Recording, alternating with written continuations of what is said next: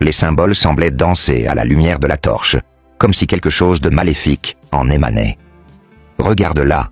murmura Adesua, pointant vers une armoire fermée dans un coin. Elles s'approchèrent avec précaution et l'ouvrirent lentement. À l'intérieur se trouvait une petite boîte en bois décorée de gravures similaires. Ifueko tendit la main, hésitante, puis l'ouvrit.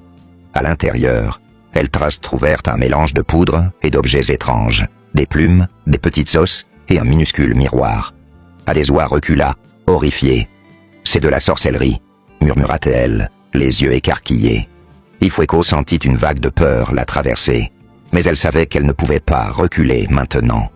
Elle devait comprendre ce que faisait Madame Idia avec ses objets et ce qu'elle faisait aux enfants.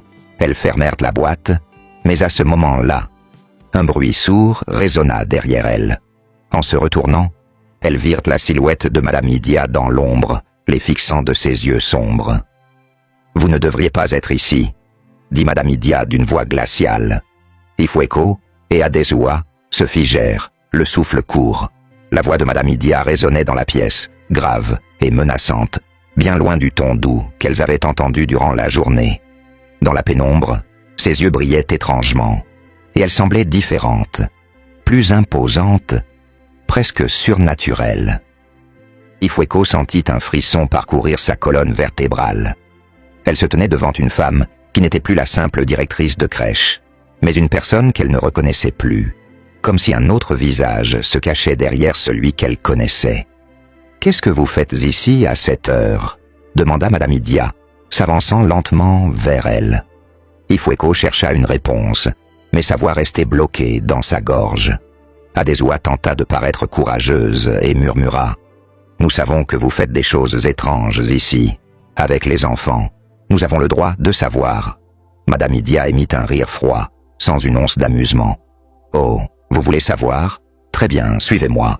Peut-être que cela vous dissuadera de poser des questions que vous n'êtes pas prête à entendre. » Les deux femmes échangèrent un regard d'hésitation, mais elles étaient trop engagées pour reculer.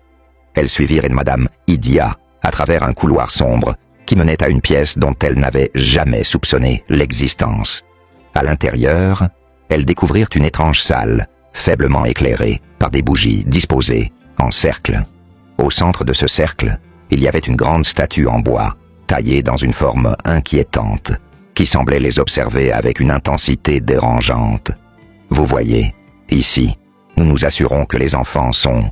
Il y a quelque chose de plus grand qu'eux, » murmura Madame Idia, en se tournant vers elle, avec un sourire énigmatique. « Ils ne sont pas seulement des enfants, ils sont les futurs réceptacles de notre pouvoir.